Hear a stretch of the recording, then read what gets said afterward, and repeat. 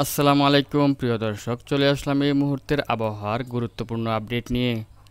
আজ 30শে জুলাই, রোজ মঙ্গলবার। আজ দুপুর নাগাদ শুরু হচ্ছে টানা বৃষ্টিপাত। দুই বাংলার বিভিন্ন জেলায় বিক্ষিপ্তভাবে আজ থেকে টানা বৃষ্টিপাত হতে যাচ্ছে।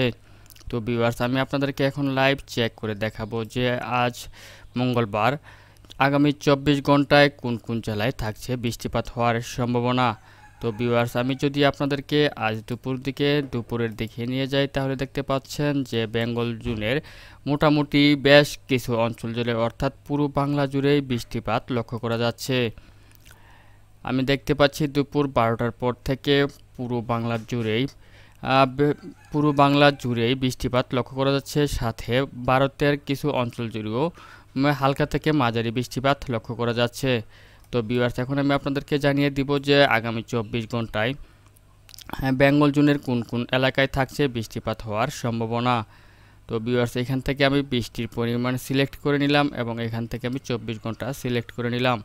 তো ভিউয়ার্স, আমি দেখতে পাচ্ছি যে আগামী 24 ঘন্টায় মোটামুটি বাংলাদেশের বেশ কিছু অঞ্চল জুড়েই থাকছে ভারী থেকে অতি ভারী বৃষ্টিপাতের সম্ভাবনা। তো ভিউয়ার্স, আমি দেখতে পাচ্ছি সিলেট, ময়মনসিংহ, ঢাকা, কুমিল্লা, বরিশাল ও চট্টগ্রাম বিভাগের উপর আগামী 24 ঘন্টায় ভারী থেকে অতি ভারী বৃষ্টিপাতের সম্ভাবনা রয়েছে।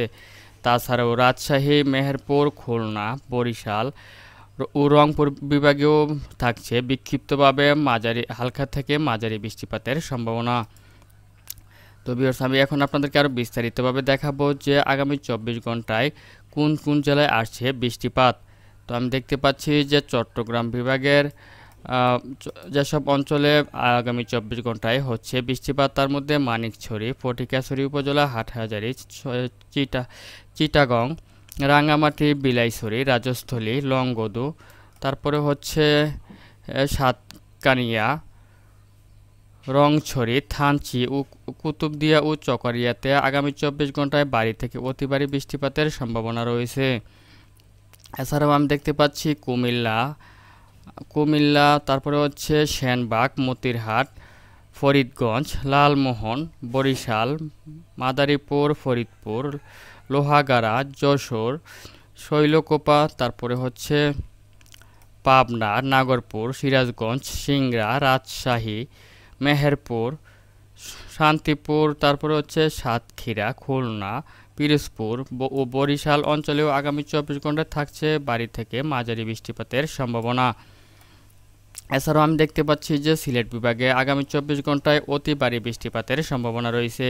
তবে সিলেট বিভাগের যেসব অঞ্চলে হতে পারে বৃষ্টিপাত, তার মধ্যে বিশ্বম্বাপুর, চাতকবাজার, সিলেট, চরখাই, জয়ন্তপুর, জকিগঞ্জ, হাইলাকান্দি, বড়লেখা, কুলাউড়া, দারমানগর, কামালগঞ্জ, মৌলভীবাজার, কুমারঘাট, হবিগঞ্জ, বানিয়াচং, ইটনা, কিশোরগঞ্জ, কটিয়াদি, নাসিমনগর ও কাপাসিয়াতেও আগামী 24 ঘন্টায় থাকছে মাঝারি থেকে ভারী বৃষ্টিপাতের সম্ভাবনা।